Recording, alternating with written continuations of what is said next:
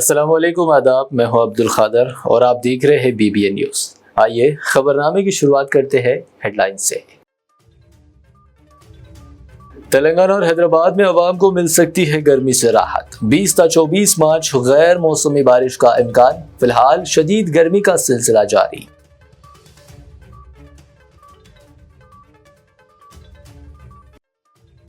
तेलंगाना को कर्ज में डुबोने के लिए BRS जिम्मेदार। असेंबली में चीफ मिनिस्टर का दावा, आदाद व शुमार भी किए पेश।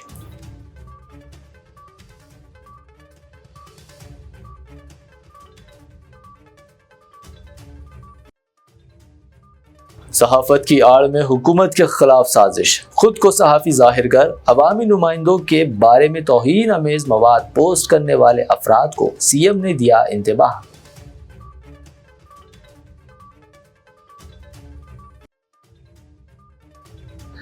हिंदू मुस्लिम भाईचारे की वाज़ेह मिसाल। अकबरुद्दीन ओवैसी ने असेंबली में फिर उठाया लाल दरवाजे मंदिर के पेंडिंग कामों का मसला।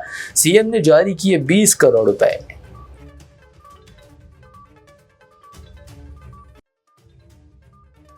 मुल्क भर में सोने की कीमतें आसमान छूने लगी। हैदराबाद में भी सोने की कीमत बुलंद तरीन सतह पर 24 कैरेट 90,600 रुपए फी 10 ग्राम दर्ज।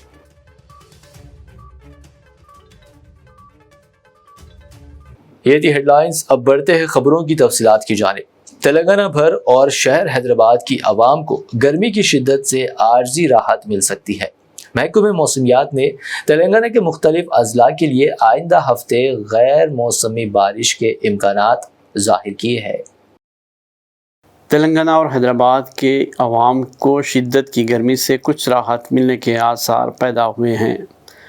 माहिर मौसमियात T बालाजी ने बताया कि दोनों शहरों और रियासत भर में शिद्दत की गर्मी का सिलसिला 19 मार्च तक जारी रह सकता है। 20 मार्च से मौसम में तब्दीली आएगी और 24 मार्च तक ये सिलसिला जारी रहेगा।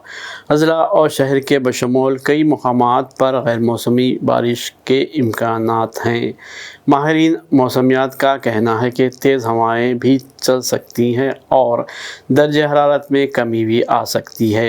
ताहम महकमे मौसमियात ने 19 मार्च तक शदीद गर्मी का भी इंतबाह जारी करते हुए अवाम को मशवरा दिया है कि वो तेज़ धूप के औक़ात में बिला ज़रूरत घरों से बाहर ना निकलें। रियासत में मुख्तलिफ मकामात पर दर्जे हरारत मामूल से ज़्यादा दर्ज किया जा रहा है और इसमें मज़ीद इजाफे का भी अंदेशा है। चीफ मिनिस्टर रेवंत रेड्डी ने दावा किया कि तेलंगाना रियासत को कर्ज के बोझ तले दबाने के लिए साबिका BRS की हुकूमत जिम्मेदार है।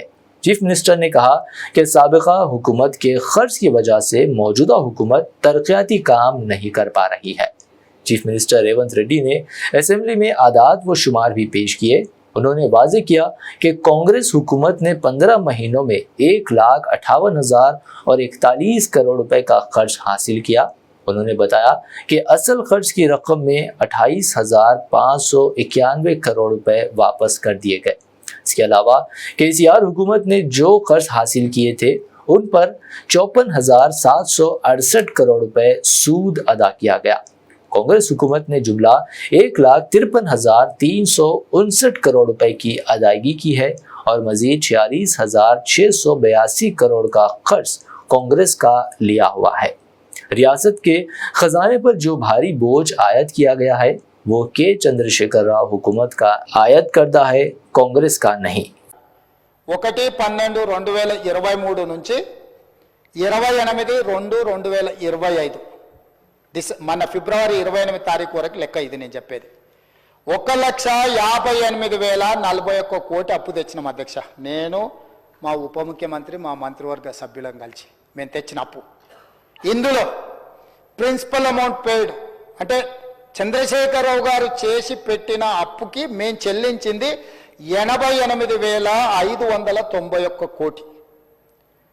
మళ్ళీ చెప్తున్నా అధ్యక్ష, చంద్రశేఖరరావు గారు తెచ్చిన అప్పులకు అసలు 88,591 కోటి మేము చెల్లించినాం. అదేవిధంగా మిత్తి 1/12/2023 నుంచి 28/2/2025 వరకు 64,768 కోట్ల రూపాయలు మిత్తి చెల్లించినాం అధ్యక్ష. అసలేమో 88,591 కోట్లు, మిత్తి 64,768 కోట్లు, మొత్తం కలిపి సరాసరి 1,53,359 కోట్లు చంద్రశేఖరరావు గారు చేసిన అప్పుకు అసలు మిత్తి కలిపి 15 నెలల్లో మేము చెల్లించినాం అధ్యక్ష. నిక్కరంగా మేము చేసిన అప్పు 4,682.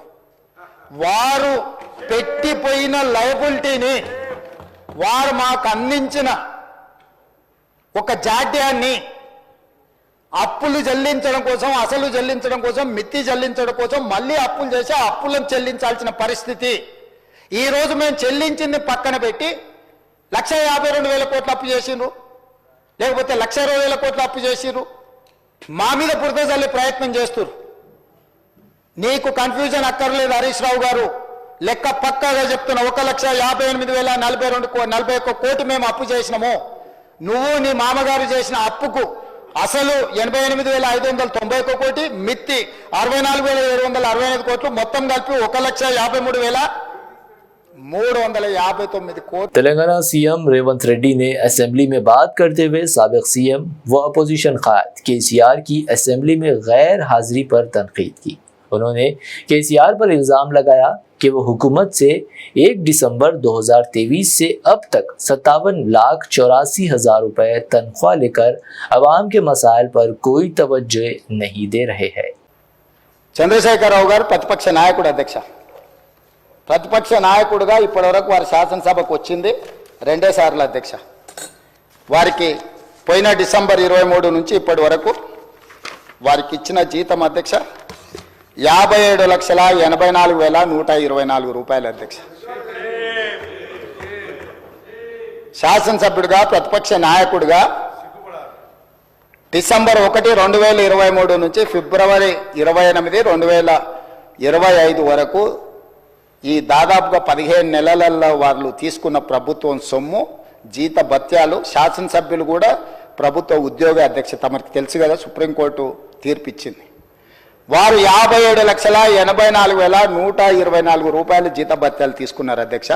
2 సార్లు ఇక్కడికి వచ్చింది, ఇప్పటి వరకు ఎక్కడికి వెళ్ళలేదు అధ్యక్ష. ప్రభుత్వ జీత భత్యాలు తీసుకొని ప్రజల్ని గాలికి వదిలేసి తెలంగాణ రాష్ట్రాన్ని కర్మకు వదిలేసిన ప్రధాన ప్రతిపక్ష నాయకుడు ఈరోజు వాళ్ళను ఇట్లా తయారు చేసి రేబీస్ వ్యాక్సిన్ రియాక్షన్ వచ్చినట్టుగా వాళ్ళు వ్యవహరిస్తుంటే ఏం చెప్పాలి అధ్యక్ష? ఇక సెక్యూరిటీలు ఇవన్నీ మళ్ళీ అది సపరేట్గా నేను చెప్పదలుచుకున్న, వాటి జోలికి వెళ్ళదలుచుకోలేదు. సరే, కుటుంబ సభ్యుల వల్ల ఆయన ప్రాణ ప్రమాదం ఉంది కాబట్టి ఆయన సెక్యూరిటీ పెట్టుకున్నాడు. సరే, అది సహజం. అందుకే ఆయన దూరంగా ఉంటున్నాడు వాళ్ళకు, చుట్టూతా పోలీసు పహారాల మధ్య అధ్యక్ష. సరే, అది వారి సమస్య అనుకోండి, నేను దాని జోలికి వెళ్ళదలుచుకోలేదు. चीफ मिनिस्टर रेवंत रेड्डी ने आज हफ्ते को असेंबली में बात करते हुए मुबैना तौर पर सहाफ़ी जाहिर करने और अवामी नुमाइंदों के बारे में तौहीन अमेज मवाद पोस्ट करने वाले अफराद को सख्त इंतबाह दिया।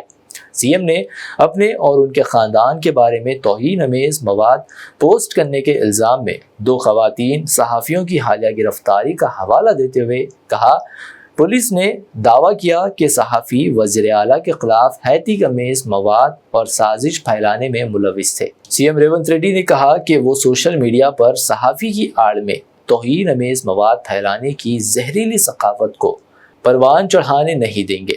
मजीद कहा कि वो सहाफ़ी यूनियनों के साथ बातचीत के लिए तैयार है और अगर ज़रूरी हुआ तो रियासत में मवाद को मुनज़्ज़म करने के लिए कानून साजी करेंगे। ఎవరు జర్నలిస్ట్ అని నేను అడగదలుచుకున్న అధ్యక్ష, జర్నలిస్టులని వేదిక మీద నుంచి INPR లేకపోతే DAVP ఆమోదించిన పత్రికలు, ప్రసార సాధనాలు, వాళ్ళు ఇచ్చే ID కార్డులు ఉన్నోళ్ళు జర్నలిస్టులా? ఎవడు పడితే వాడు ఏదో ఒక ట్యూబ్ పెట్టుకొని మమ్మల్ని ఇష్ట రాజ్యంగా అధ్యక్ష. ప్రజా జీవితంలో ఉన్నాం కాబట్టి నిజంగా ఓపిక పడుతున్నాం అధ్యక్ష. రక్తం మరుగుతుంది. ఏంది భాష అది అధ్యక్ష? కుటుంబ సభ్యులను అంతేసి మాటలు అంటుంటే అసలు మీరు మనుషులా అని నేను వాళ్ళని అడగదలుచుకున్నా అధ్యక్ష. మీకు భార్య బిడ్డలు లేరా? తల్లిదండ్రులు లేరా? మీ అమ్మనో, నీ చెల్లినో, నీ భార్యనో ఈ రకంగా మాట్లాడితే నువ్వు ఇంతవా అని నేను అడుగుతున్నా. ట్విట్టర్లో పెట్టినోని, అరెస్టును ఖండించినోని. నా భార్య, నా బిడ్డను తిడితే నాకు నొప్పి అవుతుంది, కానీ నీకు ఒక ఆడపిల్లను అవమానిస్తుంటే నీకు నొప్పి కాదా? ఏ సంస్కృతిలో ఉన్నారని నేను అడుగుతున్నా అధ్యక్ష. తోడుకలు తీస్తా అధ్యక్ష, ముఖ్యమంత్రిగా చెప్తున్న ఒక్కనొక్కని బట్టలు ప్రదేశ్ రోడ్డు మీద తిప్పిస్తా అధ్యక్ష. तेलंगाना असेंबली में ऑल इंडिया मजलिस इत्तेहादुल मुस्लिमीन के एमएलए व तेलंगाना असेंबली में फ्लोर लीडर अकबरुद्दीन ओवैसी ने रमज़ान के पेश नज़र मसाजिद के इमामों मुअज्जिनीन के एजाज़िया का फिर मुद्दा उठाया। उन्होंने फौरी जारी करने का मुतालबा किया, जिस पर सीएम रेवंत रेड्डी ने मुस्बित जवाब दिया है। चीफ मिनिस्टर रेवंत रेड्डी ने डिप्टी चीफ मिनिस्टर मल्लू भट्टी विक्रमार्का और हैदराबाद के इंचार्ज वजीर पूनम प्रभाकर को हिदायत दी कि कायद मजलिस मुकर्ररा अकबरुद्दीन ओवैसी की जानिब से असेंबली में उठाए जाने वाले मसाइल की फौरी यकसुई को यकीनी बनाए। अकबरुद्दीन ओवैसी के मसाइल पर सीएम ने जवाब देते हुए कहा कि अकबरुद्दीन ओवैसी मुसलसल ये मसाइल उठा रहे हैं, हुकूमत उन्हें हल करने का तयक़ुन दे रही है, लेकिन ऐसा नहीं हो रहा है। डिप्टी सीएम और हैदराबाद इंचार्ज वजीर को चाहिए कि वो अपने चेंबर में इजलास तलब करे, अकबरुद्दीन ओवैसी को मदऊ करे, मसाइल की समाअत करते हुए उन्हें बर वक्त हल किया जाए। उन्होंने कहा कि वो दोबारा इन मसाइल के असेंबली में तस्करे को सुनना नहीं चाहते। और फिर मैंने माइनॉरिटीज़ के ताल्लुक़ से भी ये कहा था कि रमज़ान का महीना है, इमाम और मौज़नीन को जो पैसा दिया जाता है अगर दे दिया जाए तो उनके ईद की खुशियाँ और बड़ी हो जाएंगी। उम्मीद करूँगा कि चीफ मिनिस्टर साहब इस ताल्लुक़ से भी ज़रूर कोई बात कहेंगे।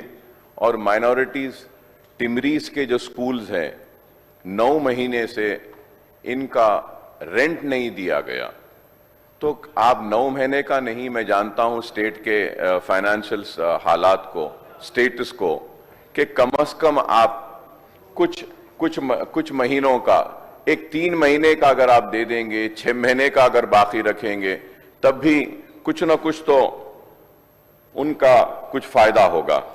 और रमजान के लिए इमाम और मौज़न के लिए जो भी पेंडिंग बैलेंसेस है सब कुछ दे देंगे। अकबर साहब, आप जो बात बोले, ये फेस्टिवल समय है, अभी तक जो भी पेंडिंग है मैं आदेश दे रहा हूँ सीधा हमारे फाइनेंस डिपार्टमेंट को, ये समय पर उन लोगों को सब कुछ पैसे आने, घर में कुछ काम पे आएंगे, तो मैं फाइनेंस सेक्रेटरी को भी आदेश दे रहा हूँ, तुरंत वो काम हो जाएंगे। और रहा रेजिडेंशियल स्कूल वो लैंड के बारे में, मैं हमारे deputy CM and in-charge minister Poonam Prabhakar ji को मैं आदेश दे रहा हूँ। कुछ मुद्दे अकबर साहब ने जो बातों को जो सामने रखे, ये हाउस में हम नोट कर लेने का जगह है। अब सब ऑफिसरों को बुला, अकबर साहब को बुला के आपके दफ्तर में डिप्टी चीफ मिनिस्टर साहब को मैं आदेश दे रहा हूँ, बिठा के वहीं पर वो क्लियरेंस करना, दफ्तर से बाहर जाना नहीं, वहां पर आप कंक्लूड करके उन चाय पिए तक बिठा के चाय पिलाओ, आदेश देके कागज हाथ देके भिजाना है। वो हैदराबाद इंचार्ज मिनिस्टर का जिम्मेदारी है कोऑर्डिनेशन करने का। फिर दोबारा मैं नहीं सुनना चाह रहा हूँ, क्योंकि अकबर साहब ये 2-3 बार ये मामला उठा रहे, हम हाँ बोल रहे, हाँ बोलने के बाद फिर काम नहीं हो रहा। एक बार मुख्यमंत्री हाँ बोले तो वही गेजेट है, वही जीवो है, गवर्नमेंट ऑर्डर है। तो मैं यहाँ हाँ कह रहा हूँ, ये काम करवाने का जिम्मेदारी हमारे इंचार्ज मिनिस्टर का है, ये रेजिडेंशियल स्कूल का। MIM floor leader Akbaruddin Owaisi ने एक बार फिर असेंबली में वाजे किया कि मजलिस पार्टी सिर्फ मुसलमानों की ही पार्टी नहीं बल्कि तमाम मज़ाहिब की पार्टी है। असेंबली में खिताब करते हुए अकबरुद्दीन ओवैसी ने पुराने शहर की लाल दरवाज़ा मंदिर के पेंडिंग कामों का मसला उठाया, मंदिर का काम जल्द कराने का पुरजोर मुतालबा किया। अकबरुद्दीन ओवैसी के मुतालिबे पर सीएम रेवंत रेड्डी ने स्पेशल डेवलपमेंट फंड से फौरी तौर पर 20 करोड़ रुपए जारी किए। आप आज देखिए कि वो मंदिर का काम भगवान जो है सो इस मुसलमान से ले रहा है। और लास्टली सर, मैं बार बार बोल रहा हूं, उसमें भी केसीआर साहब उठ के बोले अकबर साहब बड़े सेक्युलर बात कर रहे हैं, आप बहुत अच्छा कर रहे हैं, 20 करोड़ रुपए हम दे दे रहे हैं। सर, लाल दरवाजे की मंदिर के लिए सर, लाल दरवाजे की मंदिर के लिए सर, इतनी बड़ी शहर की मंदिर है सर, इतनी बड़ी सर, और वो उसके लिए एक मार्केट है, अफजल मार्केट, वहां पे जो लोग हैं आजू बाजू, उनको वहां पे ऑल्टरनेट लैंड देकर ये लाल दरवाजे की मंदिर को हम बड़ा बना सकते हैं सर। वो लोग जो हिंदुत्व की बात करते हैं, हिंदू हिंदू हिंदू बोलते हैं और हिंदू मुसलमान को नफरत के नाम पर लड़ाते हैं, उन्होंने आज तक लाल दरवाजे की मंदिर की बात नहीं की सर। उन्होंने नहीं की। बड़े जाते हैं सर, बड़े बन के पूरा ऐसा सनातन धर्म के बड़े प्रोटेक्टर्स बन के जाते हैं सर, लेकिन कभी भी हिंदू मनादिर के बारे में नहीं किया सर, एंडोमेंट के लैंड्स के बारे में नहीं कहा। और हमको बोलते हैं कि हम सिर्फ मुसलमानों की बात करते हैं। नहीं, हम मुसलमान की करते हैं, हिंदू की करते हैं, सिख की करते हैं, ईसाई की करते हैं, सबकी करते हैं सर। और आज देखिए कि वो मंदिर का काम भगवान जो है सो इस मुसलमान से ले रहा है, और मैं यहां खड़े रह के उसकी बात कर रहा हूं। मैं उम्मीद करता हूं चीफ मिनिस्टर साहब लाल दरवाजे के मंदिर के लिए आप मीटिंग करेंगे, आप इनिशिएटिव लेंगे सर, और वो मंदिर को अच्छा करेंगे sir. Thank you very much sir. और लाल दरवाजा मंदिर के लिए स्पेशल डेवलपमेंट फंड जो मुख्यमंत्री का ने रहता है 20 करोड़ रुपए आज का आज ही मैं जीवो दूंगा, क्योंकि ये बात मैं बोल के निकल गए तो नहीं होने वाला है। अकबर साहब बोल रहे, हम सुन रहे, बाहर जा रहे, भूल जा रहे, नया नया मुद्दे उठ के आ रहे हैं, हम भूल जा रहे हैं। मैं चीफ सेक्रेटरी को मैं आदेश दे रहा हूं यहाँ से लाल दरवाजा मंदिर के लिए स्पेशल डेवलपमेंट फंड मुख्यमंत्री के जो निधि है उसमें से 20 करोड़ रुपए जो देना है, उसके लिए जो कमिटी है, कमिटी के साथ साथ इंचार्ज मिनिस्टर पहले बैठना है, उसके बाद अकबर साहब और डिप्टी सीएम साहब बैठ के इसका आगे कैसे कार्रवाई करना है, कैसे डेवलपमेंट करना, उसका डिजाइन कैसे करना, क्योंकि नया हाईकोर्ट हम बना ले रहे, हम लोग उस्मानिया हॉस्पिटल का नया बना रहे। सो ऐसे हर जगह में ओल्ड सिटी में जितना भी है, मिरालम टैंक के, मेट्रो रेल के, जो रोड वाइडन के, सब सारे करे। लाल दरवाजा भी एक हिस्ट्री है, वो हिस्ट्री को हम नहीं छोड़ना चाह रहे। जब ये सेक्युलर फैब्रिक में अगर जीवो में ये भी रखो, अकबरुद्दीन ओवैसी साहब ने मुद्दा उठाया, बिकॉज ऑफ हिज डिमांड और his request we are giving this GO आप रेफरेंस में ही रख दो, क्योंकि कभी कभी रेफरेंस कभी रहा तो आने वाले दिनों में एक प्रेसिडेंट बन जाएंगे कि जीवो में अकबरुद्दीन ओवैसी ने जो असेंबली में मुद्दा उठाया, मुख्यमंत्री ने वादे किए, based on that assurance we have release this funds लाल दरवाजे के बारे में। वहां पर छोटे मोटे मुद्दा है तो लाल दरवाजा कमेटी के साथ साथ हमारे शंकर भी देख रहा है, शंकर को भी साथ में लेंगे, ऐसा कोई बात नहीं है भाई। मंदिर बनाने की जिम्मेदारी मेरा, अकबर भाई का दर्शन करने का जिम्मेदारी आपका है। दर्शन करने का जिम्मेदारी उनको दे दे रहा हूं अकबर साहब, बनाने का जिम्मेदारी हम लेंगे। मजलिसी फ्लोर लीडर अकबरुद्दीन ओवैसी ने तेलंगाना असेंबली में इशारों ही इशारों में बीआरएस पार्टी को तनकीद का निशाना बनाया और कांग्रेस पार्टी की हिमायत जारी रखने का भी ऐलान किया है। हम सिर्फ इश्यूज को बोल रहे हैं सर, और कुछ नहीं बोल रहे हैं सर। और मैं बार बार कह रहा हूं, अभी भी ऑन रिकॉर्ड में आकर कह रहा हूं कि न सिर्फ अब बल्कि आने वाले कल में भी हम आपके साथ खड़े रहेंगे, आपका ताउन करेंगे, आपकी मदद करेंगे, और हमको यकीन है कि आइंदा भी आप ही को इख्तिदार हासिल होगा और फिरका परस्त ताकतों को हम शिकस्त देंगे। और वो लोग जिन्होंने बरसा बरस इस स्टेट को लूटा है, उन लुटेरों को दोबारा आने नहीं देंगे। मैं साफ कह रहा हूं सर, हम उनको आने नहीं देंगे। मैं आपसे ताउन की उम्मीद करता हूं, आरोग्यश्री में, सिक पेशेंट्स में, ये स्कॉलरशिप्स में, और ये ओवरसीज स्कॉलरशिप्स में, एमटीएफ में, इसमें सिटी के लिए थोड़ा सा आप मीटिंग करिए सर, हम अपना पूरा ताउन आपको देंगे। तेलंगाना असेंबली में मजलिसी फ्लोर लीडर अकबरुद्दीन ओवैसी ने पुराने शहर की तरक्की, ट्रैफिक मसाइल और दीगर कई अहम मसाइल पर रेवंत रेड्डी हुकूमत से मुतालिबे किए हैं। और उसके साथ ही साथ मैंने पुराने शहर की तरक्की के ताल्लुक से भी आपसे अपनी तकरीर में कहा था कि रोड वाइडनिंग के लिए आज हम देखते हैं कि शहर में हर जगह पे ट्रैफिक जैम्स है। और नया एक मैंने अपनी तकरीर में कहा था कि हैदराबाद के ताल्लुक से एक मीटिंग बुलाने के लिए, ताकि शहर के सारे एमएलएज अपने तजावीज़ रख सकते हैं, जिसके ज़रिए बोल सकते हैं कि हम देख रहे हैं सर कि wherever we want to commute there is so much of traffic jams, for hours and hours we are getting stuck in the traffic. We need to create some alternate roads, parallel roads, underpasses, flyovers, metro train, bus, rapid transit system. And moreover, sir, this traffic congestion is also causing lot of pollution. तो इस ताल्लुक से भी मैंने अपनी तकरीर में कहा, कोई जवाब नहीं मिला। और मुझे बेहद खुशी हुई और होती है सबसे पहले कि चीफ मिनिस्टर साहब ने नौजवान नस्ल को ड्रग्स की लानत के जरिए तबाह व बर्बाद किया जा रहा है। इस ताल्लुक से चीफ मिनिस्टर साहब ने पहले कहा था कि ड्रग्स पे हम करेंगे, तो मैंने अपनी तकरीर में ये बात भी कही थी कि ड्रग्स को रोकने के लिए जो इंटीरियर एरियाज हैं जैसे स्लम्स हैं, so we can have some outpost, police outpost over there sir. Budget की प्लान किए थे, मगर इस बार हिंदुस्तान में नहीं पूरा दुनिया में फाइनेंशियल क्राइसिस आ गया, थोड़ा कम हो गया, इसीलिए हर चीज़ में कुछ कम हो गया। वो बजट में हमारा फाइनेंस मिनिस्टर और बोलने वाले उसके बारे में, और हैदराबाद ट्रैफिक के बारे में थोड़ा हम लोग सब सोचना है, क्योंकि जितना भी फ्लाईओवर बनाओ, जितना भी अंडरग्राउंड ये बनाओ, सरफेस में बनाओ, फ्लाईओवर भी बनाओ, मेट्रो भी बनाओ, ये ऐसा कुछ दिक्कत आ रही है। इसीलिए हम लोग गवर्नमेंट ऑफ इंडिया से हम लोग कंटिन्यूसली हम कंसल्ट कर रहे हैं मेट्रो एक्सपेंशन के लिए, एलिवेटेड कॉरिडोर्स के लिए, इसके बारे में। इसीलिए बार बार हमको दिल्ली जाना पड़ रहा है। आने वाले दिनों में हैदराबाद शहर को सुधारने के लिए कोशिश कर रहे हैं, मगर ये एक अलार्मिंग मूवमेंट ऐसा है कि हैदराबाद में हर दिन 1600 गाड़ियां रोड पे आ रहे हैं।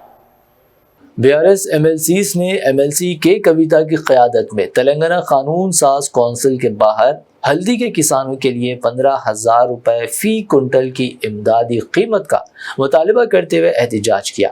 एमएलसीज ने हाथों में प्ले कार्ड्स थामे कांग्रेस हुकूमत के खिलाफ नारे लगाए। बुलेटिन में फिलहाल वक्त हुआ है एक शॉर्ट ब्रेक का, लौटेंगे और देखेंगे मजीद अहम खबरें।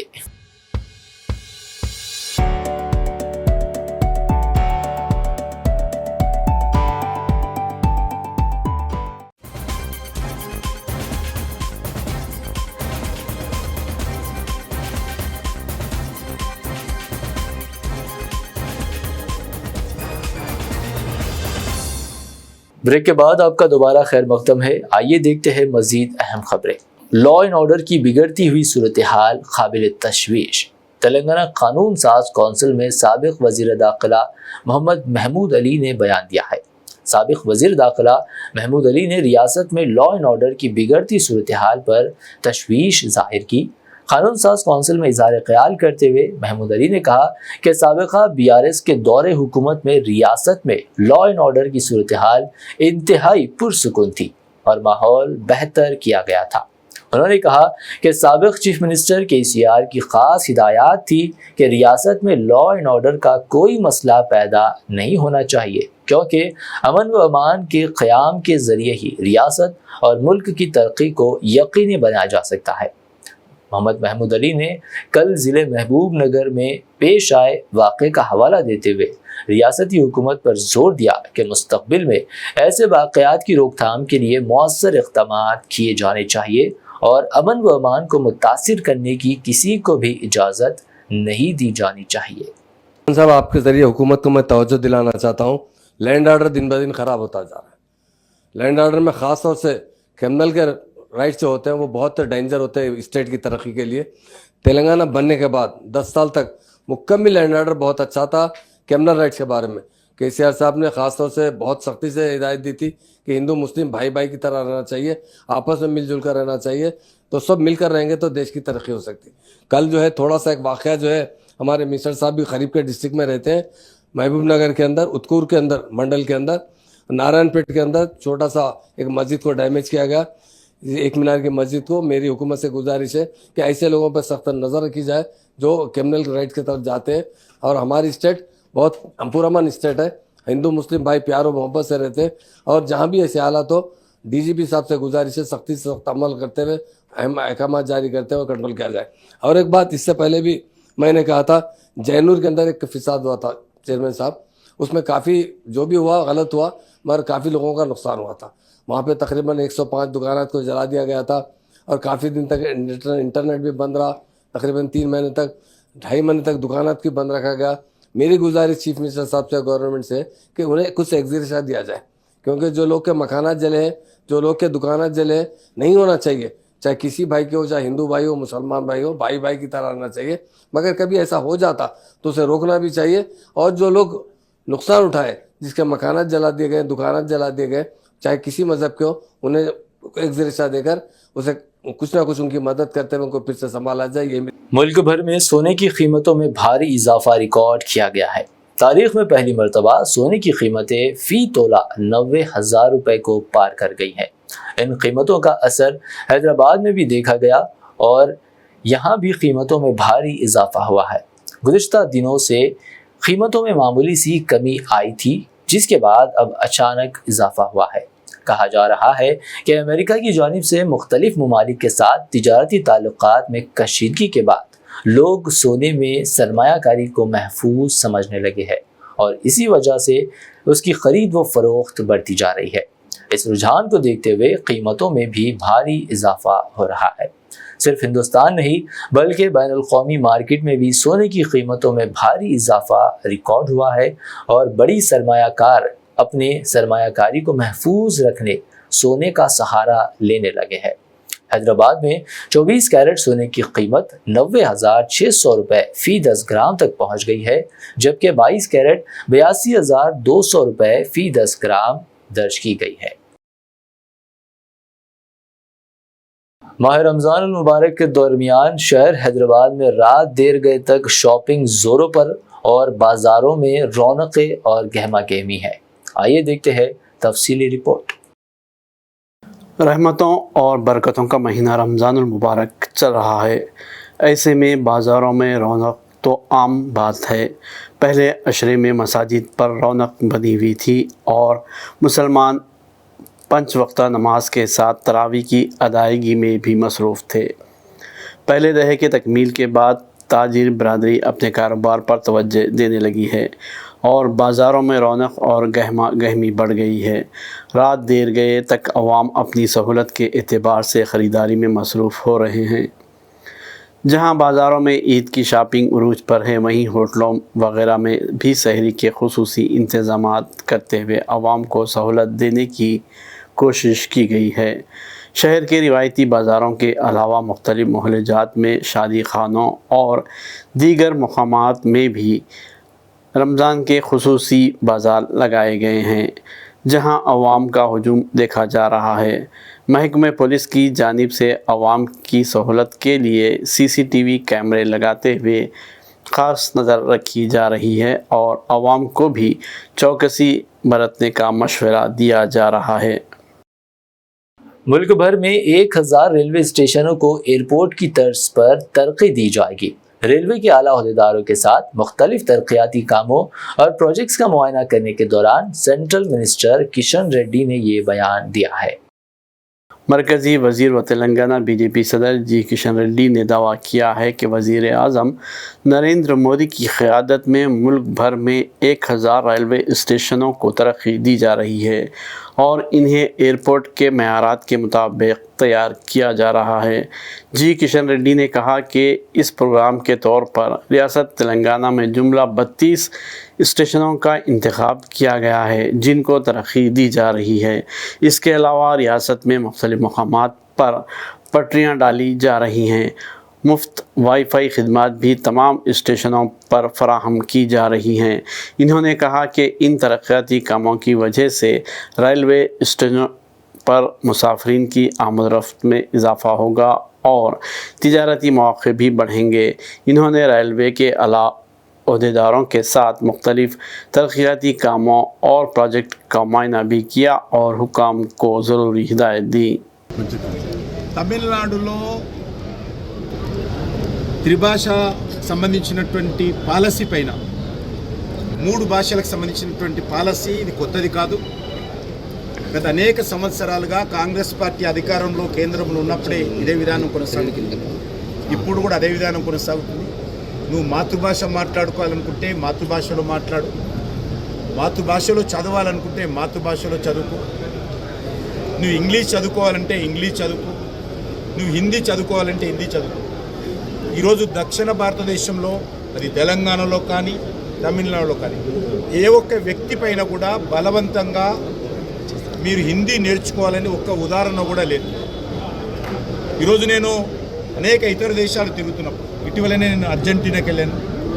అనేక దేశాల్లో కూడా వాళ్ళు మాతృభాషలోనే మాట్లాడతారు. ఫ్రాన్స్ లాంటి దేశం, చైనా లాంటి దేశం, జపాన్ లాంటి దేశం, డెవలప్డ్ కంట్రీస్ కూడా ఈరోజు రీజనల్ లాంగ్వేజెస్లోనే వాళ్ళ మాతృభాషలోనే మాట్లాడతారు.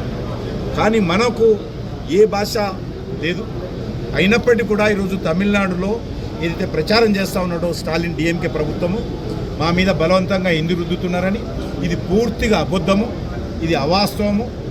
ఆయన ఒకటే అడుగుతా ఉన్నాను, మీరు 4.5 సంవత్సరాలు అవుతుంది మీరు అధికారంలోకి వచ్చి, ఈ 4.5 సంవత్సరాలుగా తమిళనాడులో మీరు ఈ యొక్క తమిళ భాష అభివృద్ధి కోసం ఏం చేశారో ఈరోజు తమిళనాడు ప్రజలకు స్టాలిన్ చెప్పాలి. ఈరోజు నరేంద్ర మోడీ గారి ప్రభుత్వము నూతన విద్యా విధానం వచ్చిన తర్వాత, న్యూ ఎడ్యుకేషన్ పాలసీ వచ్చిన తర్వాత మేము అనేక రకాలుగా మాతృభాషకు, ప్రాంతీయ భాషలకు ప్రోత్సహిస్తాం. మాతృభాషలోనే మరి హైయర్ ఎడ్యుకేషన్ వరకు చదువుకునేటువంటి ప్రొవిజన్ కల్పించాము. నువ్వు తమిళ అయితే తమిళ్లో చదువుకో, తెలుగు అయితే తెలుగులో చదువుకో, కన్నడ అయితే కన్నడ చదువుకో, హిందీ అయితే హిందీ చదువుకో, మాతృభాషలో చదువుకునే విధంగా కల్పించాం. కానీ ఈరోజు 4.5 సంవత్సరాలలో స్టాలిన్ ముఖ్యమంత్రిగా తమిళ ప్రజలకు ఏం చేశారో తమిళనాడులో చెప్పుకోవడానికి ఏం లేదు. वर्ल्ड कंज्यूमर राइट्स डे के मौके पर सारिफीन के हुकूक की तंजीम ने एक तकरीब का अहतमाम किया। तंजीम के रियासती सदर रामगिरी हरी बाबू, जिलाई सदर शेख इरफान, वुमेन विंग की सदर बेयमाती व दीगर ने इस तकरीब में शिरकत की। तंजीम के नुमाइंदों ने बताया कि वो सारिफीन के हुकूक पर लोगों को आगाह करने के लिए काम कर रहे हैं। उन्होंने ये भी मशवरा दिया कि जब भी ख़रीदारी करे तो हमेशा बिल ज़रूर ले। इसके अलावा सारिफीन के हुकूक के बारे में आगाही बढ़ाने की अहमियत पर जोर दिया गया ताकि लोग अपने हुकूक के बारे में बेहतर तौर पर जान सके। आदिलाबाद रूरल इलाके के गवर्नमेंट प्राइमरी स्कूल में आर्टिफिशियल इंटेलिजेंस प्रोग्राम का आगाज जिले कलेक्टर राजश्री शाह के हाथों किया गया। इस मौके पर खिताब करते हुए कहा, 6 अजला में आर्टिफिशियल इंटेलिजेंस पर मुबनी ऑनलाइन लर्निंग प्रोसेस का आगाज किया गया, जो कामयाब होने के बाद आज 15 मार्च से दीगर 27 अजला के 4 प्राइमरी स्कूलों में शुरू किया गया है। कलेक्टर ने मजीद बताया कि इस प्रोग्राम का मकसद तीसरी, चौथी, 5वीं जमातों के तुलबा की तालीमी सलाहियतों को बढ़ाना है। इस मौके पर DEO प्रणीता, स्कूल के headmaster Narayan, course trainee Munawwar, MEO AISO Srikanth, trainee Ganesh और दीगर ने शिरकत की। పిల్లలకి నేర్పించబడాలి. వర్డ్ తర్వాత మళ్ళీ ఒక సెంటెన్స్ తర్వాత ఒకటి పారాగ్రాఫ్. అంటే ఇట్లా మొత్తం పిల్లలకి 3rd to 5th ఉన్న పిల్లలకి ఇట్లా రావాలి అంటే చాలా మంది పిల్లలకి కష్టం వస్తుంది. అదే ఇంగ్లీష్ కావచ్చు, తెలుగు కావచ్చు. సో దాంట్లో అది పిల్లలకి ఇంప్రూవ్మెంట్ చేయడానికి, నేర్పించబడానికి ఇది ఒక భాషలో ఇట్లా ఒక సాఫ్ట్వేర్. ఈ సాఫ్ట్వేర్ ఎవరు డెవలప్ చేశారు? ఏక్ స్టెప్ వాళ్ళు. సో మన తెలంగాణ ప్రభుత్వం ఎడ్యుకేషన్ డిపార్ట్మెంట్ తర్వాత ఏక్ స్టెప్ వాళ్ళు ఇది కలిసి ఇది ఒక సాఫ్ట్వేర్ చేశారు. దీంతో పాటు మ్యాథమెటిక్స్ ని కూడా, మ్యాథమెటిక్స్ లో అంటే అడిషన్, సబ్ట్రాక్షన్ ఇట్లా అవి అన్నీ ఉంటాయి, ఇందాక మీరు చూశారు. సో దాని ప్రకారం అంటే ఒక సెషన్ కంప్లీట్ చేయడానికి ఒక యావరేజ్ పిల్లలకి 20 నిమిషం అట్లా పడవచ్చు, కొందరికి ఎక్కువ కూడా పడవచ్చు. ఇప్పుడు ఇక్కడ టీచర్స్ ఏం చేశారంటే ఇక్కడ 5 సిస్టమ్స్ ఏర్పాటు చేశారు. आदिलाबाद के मारूफ तालीमी इदारे क्रिसेंट कॉलेज व MS नेट एकेडमी के चेयरमैन मोहम्मद बिलाल सर की निगरानी में गुज़िश्ता 3 सालों से ख़वातीन के लिए समाअत कुरान और तफसीर कुरान का एक अहम और बाबरकत सिलसिला जारी है। इस साल ख़वातीन की बढ़ती तादाद की शिरकत को मद्देनज़र रखते हुए समाअत कुरान का ये प्रोग्राम पिछले 15 उर्दू घर शादी खाने में मुनाक़िद किया गया। 16 मार्च इतवार को इस प्रोग्राम की आखिरी निश्त होगी। मोहम्मद बिलाल ने आदिलाबाद के तमाम शहरियों से अपील की है कि वो इस बाबरकत महफिल में अपनी ख़वातीन को ज़रूर रवाना करें ताकि वो इस रूहानी फैज़ से मुस्तफ़िद हो सके। बताता हूँ, जैसा कि आप सब लोग जानते हैं कि हर साल की तरह इस साल भी ख़वातीन में तफसीर कुरान का अहतमाम किया गया है। ख़वातीन की कसीर तादाद को मद्देनज़र रखते हुए इस मरतबा ये तफसीर कुरान का प्रोग्राम पिछले 15 दिनों से उर्दू घर शादी खाना पुतली बोली बक्कलगुड़ा आदिलाबाद में मुनक़िद किया जा रहा है, जो रोज़ाना सुबह 11 बजे तक 1 बजे मौलाना अकबरुद्दीन हुसैनी साहब की ज़ेर निगरानी चल रहा है, जिसमें 3 काम किए जा रहे हैं। एक तो 2 पारे रोज़ाना कुरान की तिलावत की जा रही है, जिसमें ख़वातीन अपनी अपनी कुरान के अंदर ये तिलावत को देखकर अपने कुरान को दुरुस्त करने का मौका फ़राहम किया जा रहा है। इसके साथ साथ मुंतखब आयात की तफसीर ख़वातीन की निस्बत से की जा रही है मौलाना के ज़रिए से। और आखिर में सवाल जवाब का सेशन हो रहा है, जिसमें जो चिट्ठियों पे सवालात आते हैं उसके जवाब इस्लामिक दीन की रोशनी में, कुरान और हदीस की रोशनी में मौलाना के ज़रिए से दिए जा रहे हैं। तो कल इस ज़िमन में, कल इसका आखिरी दिन है 15 रमज़ान, और संडे कल 16 मार्च है ना, 16 मार्च संडे। ईद उल फित्र की आमद के पेश नज़र तेलंगाना के भैंसा शहर की ईदगाह की सफाई और चूना डालने और वज़ू खानों के कामों के सिलसिले में मकामी मजलिसी पार्टी लीडर्स की जानिब से मुतालिका अहदेदारों के हमरा दौरा किया गया। इस मौके पर मकामी मजलिसी कायदीन ने अहदेदारों को हिदायत दी कि वो ईद उल फित्र से कबल इन कामों को मुकम्मल कराए, ताकि ईद की नमाज के लिए आने वाले मुसलमानों को किसी किस्म की तकलीफ ना हो। ये 31 मार्च को जैसा आप सभी को मालूम है ईद आने वाली है, ईद उल फित्र। उसी सिलसिले में एक यहाँ पे मुआयना रखा गया था हमारे कमिश्नर साहब के साथ और कमेटी सदर साहब के साथ। सारी ज़रूरत क्या क्या हैं बताई गई, जैसे पानी की ज़रूरत रहती है, वहाँ एक पैदल रास्ते की ज़रूरत है, उसके अलावा सफाई, रंग रोगन, ये सभी के लिए आज मुआयना किया गया। इंस्ट्रक्शन दिए गए हैं बल्दिया के ऑफिसर्स को कि जल्द से जल्द 25 तारीख तक इसको पूरा कंप्लीट करके, सफाई रंग रोगन कंप्लीट करके कमेटी को हैंडओवर किया जाए, ताकि आगे जो टेंट का काम होगा, कारपेट बिछाने का काम होगा, वो भी जल्द से जल्द लिया जा सके। और डिस्ट्रिक्ट एडमिनिस्ट्रेशन, म्यूनसिपल एडमिनिस्ट्रेशन पूरी तरीके से चाक चौबंद है, मुस्तैद है। 31 मार्च तक धूमधाम से ईद का त्यौहार ज़रूर मनाया जाएगा, उसके लिए हमारी तरफ से सारी तैयारियां की जा रही हैं। उसके अलावा भी अगर किसी को किसी तरह की रिक्वेस्ट है, कुछ एक्स्ट्रा फैसिलिटी यहाँ पे चाहिए, तो आपसे गुजारिश है आप बल्दिया कमिश्नर को आके बता सकते हैं, हमारे सैनिटरी इंस्पेक्टर अनीस इनको बता सकते हैं। जिस तरह की भी ज़रूरत होंगी वो पूरी करवाने की पूरी कोशिश करी जाएगी। और ये कोशिश करी जाएगी कि 31 मार्च को ईद उल फित्र का जो फेस्टिवल है वो अच्छी तरह धूमधाम से, साफ़ सफाई से, पूरी फैसिलिटीज़ के साथ भैंसा और आसपास के जितने भी अफराद हैं उनके द्वारा मनाया जाए। शुक्रिया। Secunderabad railway police, TGA, NB और RPF ने मुश्तरका तौर पर सिकंदराबाद रेलवे स्टेशन पर प्लेटफॉर्मों और ट्रेनों पर मंशियात फरोशों के खिलाफ चेकिंग के दौरान 2 मुलजिमीन को गिरफ्तार किया, जो खुश्क गांजे को ब्रह्मपुर उड़ीसा से महाराष्ट्र के दादर तक कोरोना एक्सप्रेस में ले जा रहे थे। पुलिस ने उनके कब्जे से 57 किलोग्राम गांजा जब्त किया, जिसकी मालियत 28,50,700 रुपए बताई गई है। आखिर में हेडलाइंस पर डालते हैं एक और नजर। तेलंगाना और हैदराबाद में अवाम को मिल सकती है गर्मी से राहत। 20 से 24 मार्च गैर मौसमी बारिश का इम्कान, फिलहाल शदीद गर्मी का सिलसिला जारी।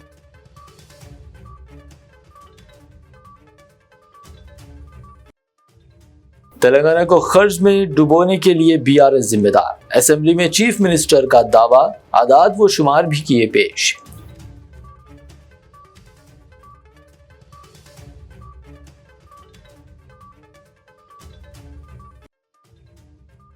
सहाफत की आड़ में हुकूमत के खिलाफ साजिश, खुद को सहाफी जाहिर कर अवामी नुमाइंदों के बारे में तौहीन अमेज मवाद पोस्ट करने वाले अफराद को CM ने दिया इंतबाह।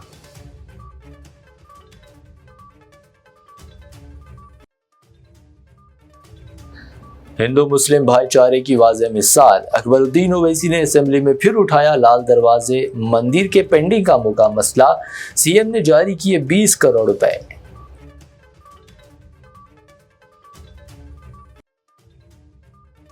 मुल्क भर में सोने की कीमतें आसमान छूने लगी। हैदराबाद में भी सोने की कीमत बुलंद तरीन सतह पर 24 कैरेट 90,600 रुपए फी 10 ग्राम दर्ज।